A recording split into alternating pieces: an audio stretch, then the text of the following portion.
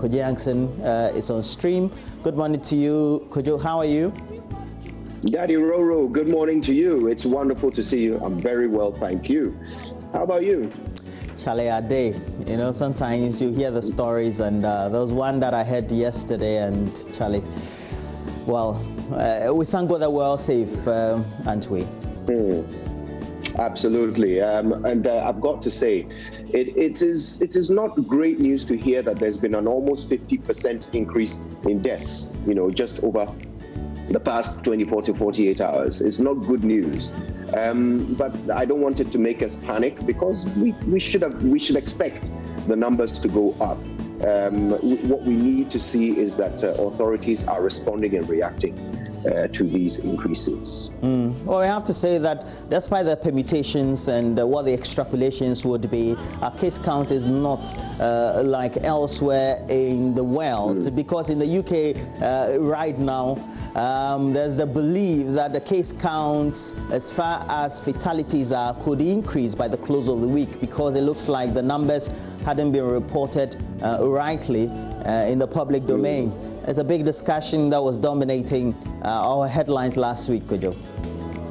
Indeed, indeed, and we need to put our numbers in perspective, because at the moment those 16 deaths are just about 1.6% of all resolved cases. You know, and resolved cases are cases that have resulted in either being cured or death.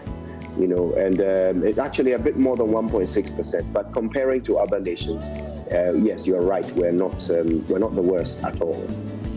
Well, before you get to know what your results are after your samples have been taken, you need to get tested. And there are many stories and discussions we've had on testing. And today we're going to the KNUST. And Kojo, we're going to look at how, I don't know whether we can call it a private institution-public partnership, or private partnership is also helping in developing test kits. Absolutely. It's good news to see that we're using our local manufacturing to solve this big problem. Meanwhile, the UGMC has also developed an app. They call it COVID Connect, and it's to help early detection of cases. So we'll take you through the app and practically how it works. And I'm sure all of us will be the better for it. But you also would know that, well, a number of things about hospitals and how they could all come on stream, and even new ones, because in the last address of the President of our Republic, Nana Addo Dankwa Akufo-Addo, 6 new regional hospitals will be built, but 88 other health facilities would also be built in a period of 12 months. It got a lot of people talking. Well, we decided to have a cursory look at some of these abandoned projects, but this time focusing in others in the Ashanti region. So we're in Ashanti today. We're looking at the Kumewu Hospital that is on the lock and key in the bushes, and just following, but talking about all the things that you need to know. We have to motivate you. Kojo is also ready with the latest motivational message. Please take it over. Right. Thank you. Let's do it. And today's message is called Air. Socrates, the great philosopher, was sitting under a tree, sunning himself after a huge meal, when a young man approached him. "I have a problem," he declared, bringing the great sage's peaceful siesta to an end. "I can't seem to succeed in life. Can you tell me the secret to success?" Now, Socrates glared at the young man for a long minute, running through a long mental menu of swear words and invectives, which he might use to repel the noisome upstart and get back to his glut-induced snooze. But there was something in the face of the gormless young fellow that stirred some long unused sentiment of sympathy in the great man's chest, causing him to take a rather atypical action. "Come with me," the great thinker growled as he rose from his comfortable nook under the breezy olive tree and headed down the hill towards the river. Now, the young man followed. They got to the river, and Socrates just kept walking straight into the river. Clothes, sandals, and all. Now, the chap paused for a moment, wondering whether the old savant had finally lost his marbles. But Socrates just kept going. So the man had no choice but to take off his sandals and tunic and follow the great man into the cool water. Now Socrates waded into the deep with a curious young man in tow until the water was about their shoulders. Then suddenly Socrates turned round, grabbed the young man by his neck and ducked his head under the water.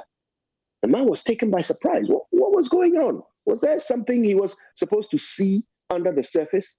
But the water was filthy and he could see nothing.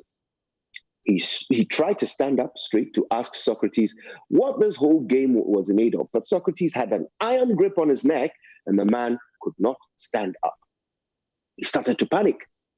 He struggled and strained, but Socrates would not let him up for air. He tried to grab onto Socrates' robes, but the old goat was smart as well as strong. He kept himself out of the man's reach and kept applying more and more pressure to his neck, keeping his now blue face permanently under the river's surface. The man kept on struggling with everything he had. He flailed about, kicked, grabbed, pushed, shoved, dodged, dipped, dove, ducked, and dodged some more, until eventually the old man's arms started hurting, and he stepped off, letting the young lad up for air. Coughing, spluttering, and swearing in several different dialects, the young man screamed at Socrates, "You almost killed me! You crazy fool! What's the matter with you?" Socrates smiled and stroked his spray-soaked beard and said, "Tell me, while you were under the water, what was the one and only thing on your mind?" The angry man looked at Socrates with that serene smile on his satisfied face and wondered what was going on. The man caught his breath after a few moments and said, "I wasn't thinking about anything. I just wanted air." Socrates laughed and clapped the man on his water-soaked back. That, my friend, is the secret to success. When you want success as badly as you want air, that is when you will get it. My dear friends, the lesson here is simple. There are some things which you cannot do no matter what, like turning into a helicopter or sneezing gold nuggets out of your nostrils. But most of the things that we aspire to achieve and do are completely doable, completely achievable. In most cases, others have done them before us. All we need to do is want it badly enough, and we can also make it happen. When two people go after one goal, it is the one who doesn't give up first who wins it. Your dreams are exactly the same. If you want them bad enough and you're willing to stay up as long as possible, learn as much as possible, work as hard as possible to achieve them, you will. So take another look at where you are in life. Do you wonder why things are not going well? Does it feel like you just can't get ahead? Or perhaps it's because you don't really want to. Maybe you don't want it enough, but the minute you start wanting it like you want air, that's when you're going to get it, because there's nothing you won't do to achieve it. My name is Kojo Yankson, and until I breathe the air above the surface, I will never stop fighting. Good morning, Ghana.